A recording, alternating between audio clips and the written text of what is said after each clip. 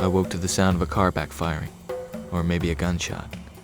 I took my hat off and my head felt like Chicago's finest that danced a jig in return for 5 encores. Looks like I slept in my office again. Either that, or someone's redecorated my apartment. At least my 2 buddies were still there. One travels in a holster, the other in a hip flask. Wait a minute, I'm not old enough to drink. And why am I in black and white? There was a beautiful dame at the door. She came in like she owned the joint and started asking questions about a case I knew nothing about. I told her I didn't know what she was talking about, but she was insistent and told me to get on with my job. She offered me a cigarette, but I don't smoke. I'm only 14. My mom had killed me. Nice letter. When the dame left, I checked the file. There wasn't much to go on. I'd been as thorough as ever. I need a lead. And it looks like I just found one. I checked out the matchbook factory. It seemed like the obvious thing to do. Their files were full of deceit, blackmail, and cold-blooded murder. It felt like the plot of a bad film noir. All that was missing was a car scene with a back projection and a cheap voiceover.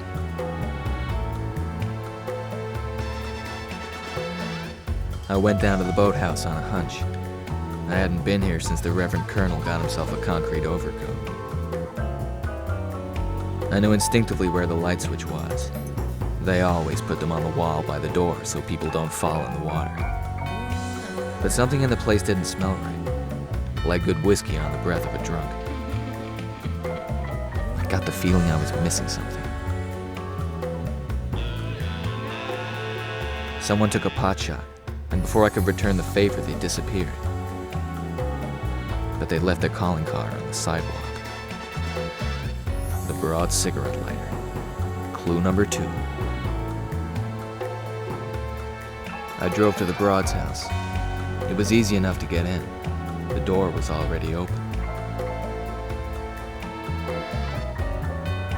She was in the bathroom, packing heat.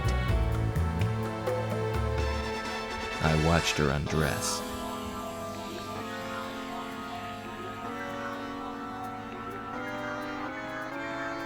I waited for her downstairs. She wasn't surprised to see me. I showed her the lighter, and she got all cold and catty, claimed some goon roughed her up and took it off her. Next morning, I went downtown to find the goon. I tailed into Jimmy's bar, and he slipped out the back. He wasn't pleased to see me.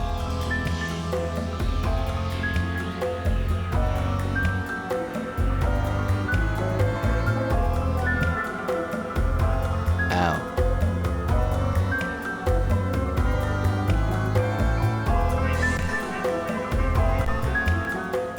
When I came to, I felt like I'd been jumped by 4 gorillas in monkey suits, but the pieces of the puzzle had come together. The bail bonds found in the fat lady's coffin had belonged all along to Jose Menderes. He had murdered my partner when he threatened to expose his relationship with the Countess. Frankie Jones and the Weasel had been unwitting participants when they stumbled upon the key to Locker 276 at Grand Central. I was just a patsy, but now I knew who was pulling the strings.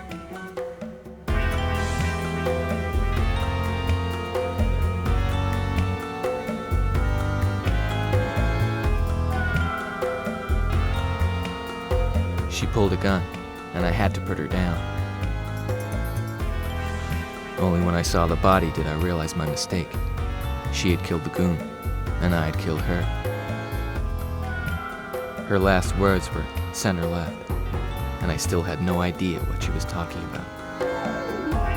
Case closed. So long, dollface.